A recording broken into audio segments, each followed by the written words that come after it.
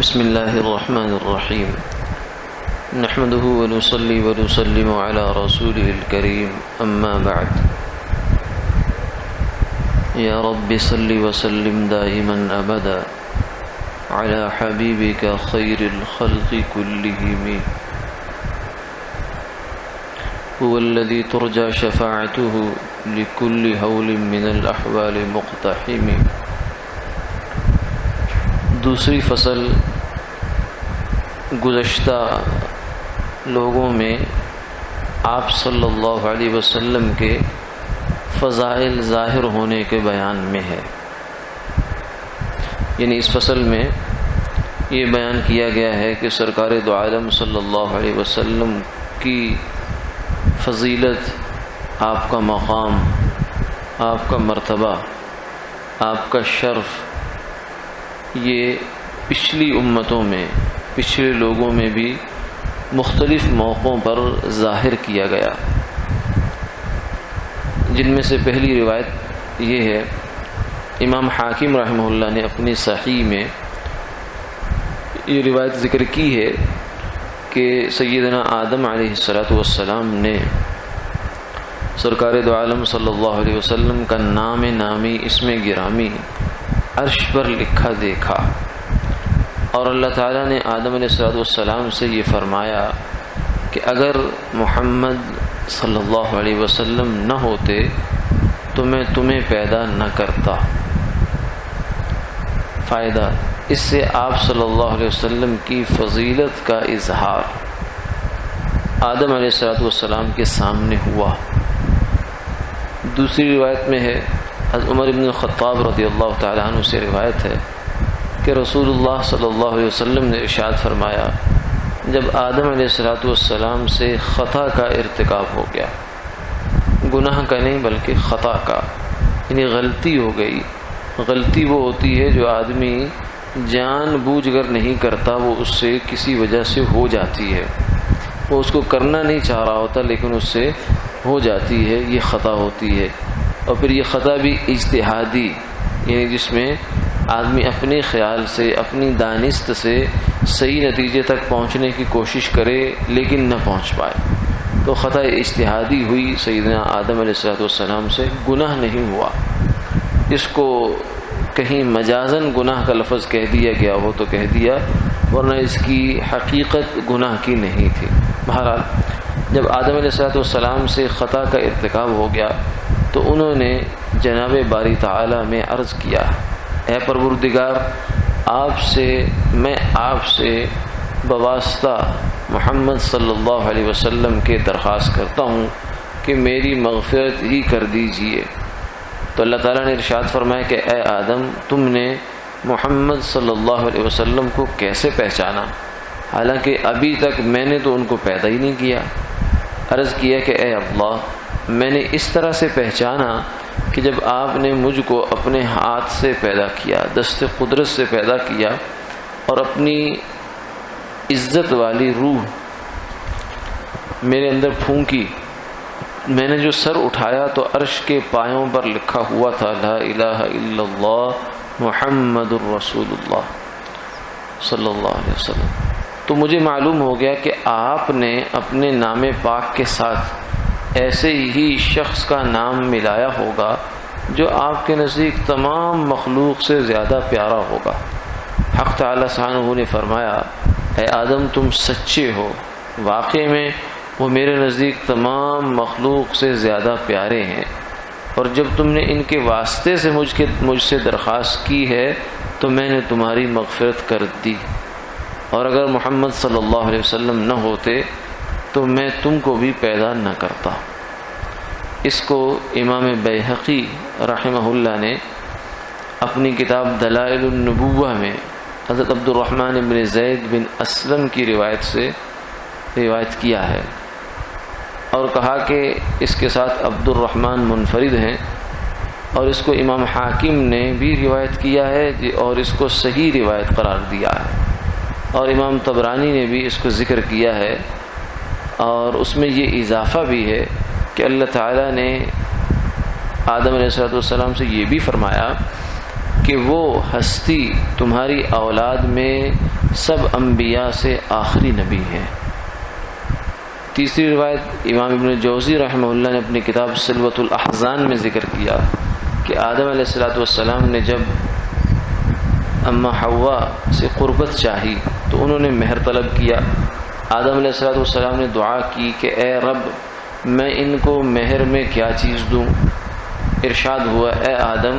میرے حبیب محمد بن عبداللہ صلی اللہ علیہ وسلم پر 20 دفعہ درود بھیجو، چنانچہ انہوں نے ایسا ہی کیا۔ تو یہ روایت بھی معلوم ہوتا ہے کہ آپ صلی اللہ علیہ وسلم کی دنیا میں ظاہری تشریف آوری سے پہلے بھی اس کائنات میں آپ کا ڈنکا بج رہا تھا۔ چوتھی روایت میں ہے امام احمد اور بزار اور طبرانی اور حاکم اور بہقی نے ارباز ابن ساریہ سے روایت کیا ہے کہ رسول اللہ صلی اللہ علیہ وسلم نے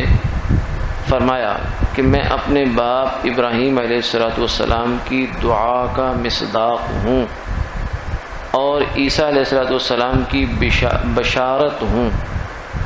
اس میں اشارہ ہے 2 آیتوں کے مضمون کی طرف۔ پہلی آیت سورہ بقرہ کی ہے جس میں ابراہیم علیہ السلام نے جب بیت اللہ کی تعمیر کر لی تو فرمایا ربنا وابعث فیہم رسولا منہم، اے میرے پروردگار ہم نے بیت اللہ تو بنا لیا ہے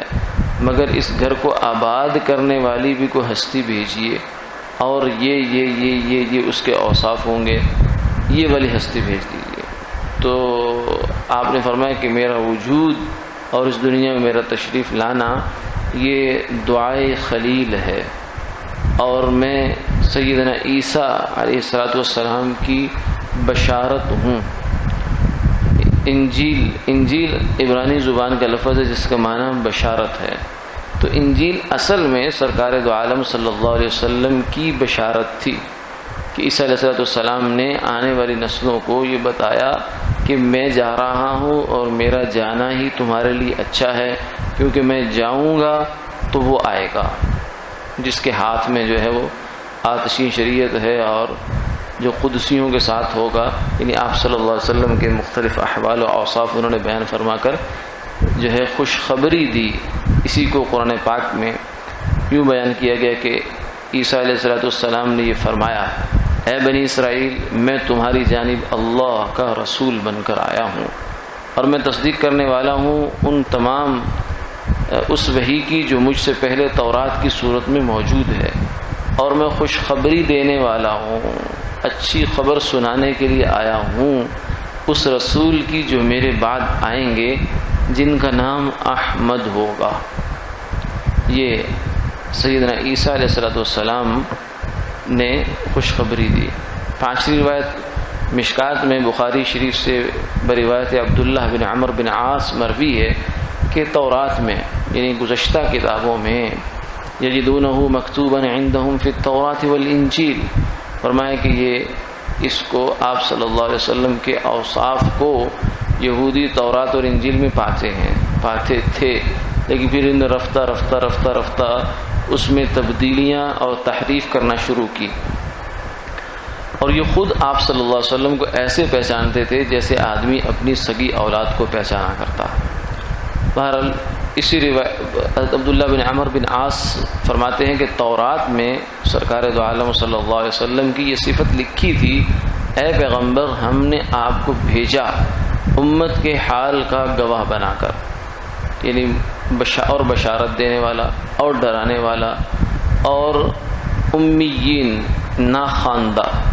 ناخواندہ لوگوں کے گروہ کی پناہ بنا کر بھیجا۔ اس سے مراد امت محمدیہ صلی اللہ علیہ وسلم ہے، کیونکہ آپ نے امت محمدیہ کی فضیلت میں یہ ارشاد فرمایا نحن امت امیت لا نکتب ولا نحسب، کہ ہم ایک ناخواندہ امت ہیں، ایک ناخواندہ قوم ہیں، ہمیں لکھنا اور حساب کرنے سے کوئی لینا دینا نہیں ہے۔ آپ میرے بندے اور میرے پیغمبر ہیں، میں نے آپ کا نام متوکل رکھا، یعنی اللہ تعالیٰ نے تورات میں آپ صلی اللہ علیہ وسلم کی صفات بیان کی کہ وہ شاہد ہیں، وہ مبشر ہیں، وہ نذیر ہیں، اور وہ میرے بندے ہیں، میرے پیغمبر ہیں، میں نے ان کا نام متوکل رکھا. یعنی اس حد تک صفات تفصیل سے بیان فرمائی. آپ نہ تو بدخلق ہیں اور نہ سخت مزاج ہیں اور نہ بازاروں میں شور مچاتے پھرتے ہیں اور برائی کا بدلہ برائی سے نہیں دیتے بلکہ معاف کر دیتے ہیں اور بخش دیتے ہیں. آپ کو اللہ تعالیٰ کبھی وفات نہ دیں گے یہاں تک کہ آپ کی برکت سے گمراہی کو یعنی کفر کو درست یعنی ایمان سے تبدیل نہ فرما دیں کہ لوگ کلمہ پڑھنے لگیں، اور یہاں تک کہ اس کلمہ کی برکت سے نابینا آنکھوں کو اور نہ شنوا کانوں کو اور سربستہ دلوں کو کشادہ نہ کر دیں. مطلب یہ ہے کہ جب تک دین حق خوب نہ پھیل جائے گا سرکار دو عالم صلی اللہ علیہ وسلم دنیا سے تشریف نہیں لے کر جائیں گے. تو اس میں تورات کی یہ بات ہے، لیکن اس میں اتنی تفصیل سے آپ صلی اللہ علیہ وسلم کے احکام جو ہے احوال اور آپ کی خصوصیات کا بیان ہوا. چھٹی روایت مشکات شریف کی ہے جس میں فرمایا کعب رضی اللہ تعالیٰ عنہ سے مروی ہے جو تورات سے نقل کرتے ہیں. اس میں لکھا ہے کہ محمد صلی اللہ علیہ وسلم میرے بندے ہیں، پسندیدہ ہیں، بدی کا بدلہ بدی سے نہیں دیتے بلکہ معاف کر دیتے ہیں اور درگزر فرماتے ہیں. مکہ ان کی جائے ولادت ہے اور مدینہ ان کا مقام ہجرت ہے اور مرکز سلطنت ملک شام ہے. یہ اس حد تک تعیین آپ صلی اللہ علیہ وسلم کی تورات میں جو ہے وہ منقول تھی. فائدہ چنانچہ بعد میں خلفائے یہ دو باتیں تو بہت واضح ہیں کہ آپ صلی اللہ علیہ وسلم مکہ مکرمہ میں پیدا ہوئے اور عمر کا ایک بہت بڑا حصہ جو ہے وہ مکہ مکرمہ میں ہی گزارا، 53 سال کے قریب، اور پھر ہجرت مدینہ منورہ کی طرف ہوئی. لیکن ملک شام جو ہے یہ آپ کا پایہ تخت کیسے ہے؟ تو یہ اصل میں پایہ تخت تھا بنا بعد میں. جب آپ صلی اللہ علیہ وسلم دنیا سے تشریف لے گئے تو اسلام صرف جزیرۃ العرب تک تھا. پھر سیدنا عمر رضی اللہ تعالیٰ عنہ کے زمانے میں، سیدنا ابوبکر کے زمانے میں شام سارا فتح ہوا اور مسلمانوں کا وہاں دارالحکومت بنا، اور پھر ادھر ایران فتح ہوا. تو یہ خوشخبری تھی اس بات کی کہ آپ صلی اللہ علیہ وسلم کی امت کی جو سلطنت ہے، شوکت ہے، وہ اس حد تک دور دور تک پھیل جائے گی. ساتویں روایت یہ ہے مشکات میں ترمذی سے روایت عبداللہ بن سلام مروی ہے کہ تورات میں حضور صلی اللہ علیہ وسلم کی صفت یہ لکھی ہے کہ حضرت عیسیٰ علیہ السلام آپ کے ساتھ دفن ہوں گے. تورات ہی میں یہ بھی صفت منقول ہے کہ سیدنا عیسیٰ علیہ السلام آپ کے ساتھ دفن ہوں گے. یہ آخر کی جو 3 روایتیں ہیں ان کے راوی پچھلی کتابوں کے یعنی تورات اور انجیل کے عالم ہیں. پہلی اور آخری کے راوی صحابی ہیں اور درمیان والی روایت کے راوی تابعی ہیں. بعض روایات میں بعض آیات بھی ان روایات کے ہم معنی ہیں. یعنی بعض دفعہ ایسا ہوتا ہے کہ ایک مضمون جس سند سے ہمارے پاس آتا ہے حدیث کی روح سے، اس میں کچھ کلام ہوتا ہے سند میں، لیکن اسی جو مضمون ذکر ہے اس کی تائید قرآن پاک کی کسی آیت سے ہو رہی ہوتی ہے یا کسی اور صحیح حدیث پاک سے ہو رہی ہوتی ہے. اس لیے اس مضمون کو بھی اس سند کے ساتھ اس حدیث کی صورت میں قبول کر لیا جاتا ہے. تیسری آیت سورہ اعراف میں اللہ تعالیٰ نے فرمایا ایسے لوگ جو پیروی کرتے ہیں رسول نبی امی کی جن کا ذکر اس طرح لکھا ہوا پاتے ہیں تورات میں اور انجیل میں، ان لوگوں کو نیک کام بتلائیں گے اور بری بات سے منع کریں گے اور صاف پاکیزہ چیزوں کے ان کے واسطے حلال کریں گے، گندی چیزوں کو حرام کریں گے، اور جو سخت اور گراں احکامات ہیں ان کو ان سے موقوف کر دیں گے.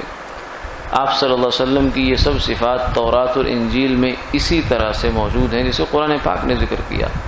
5ویں آیت میں یہ بھی ہے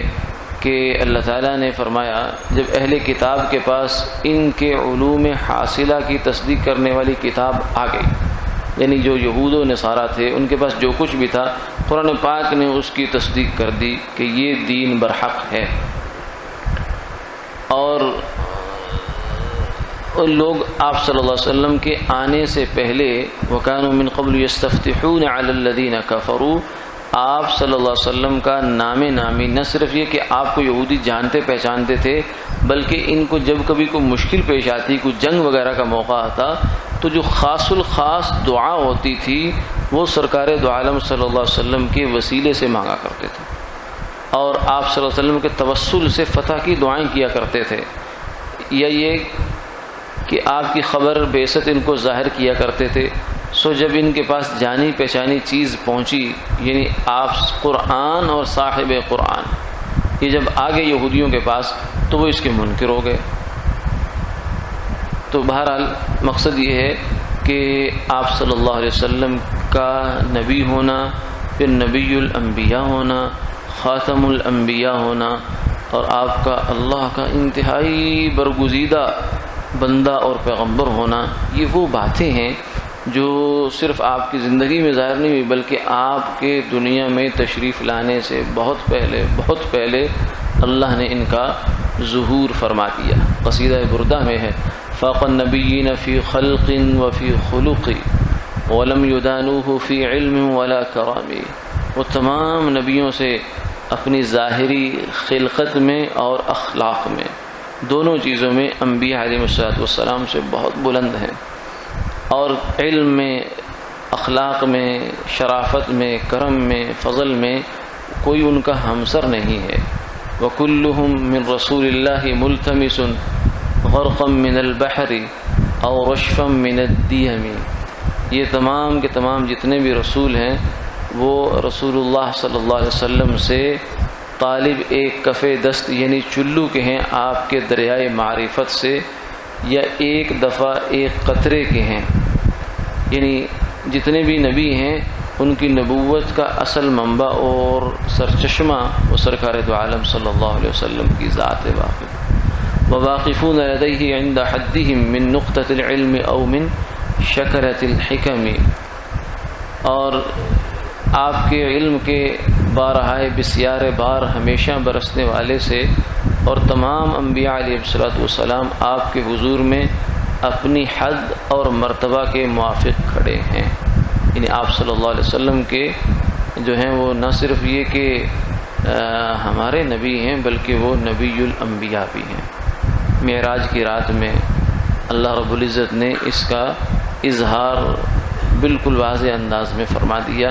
کہ تمام نبی پیچھے ہیں اور سرکار دو عالم صلی اللہ علیہ وسلم مصلح امامت پر ہیں، اپنی اصل جگہ پر ہیں۔ یا رب وصلی وسلم دائما ابدا علی حبیبک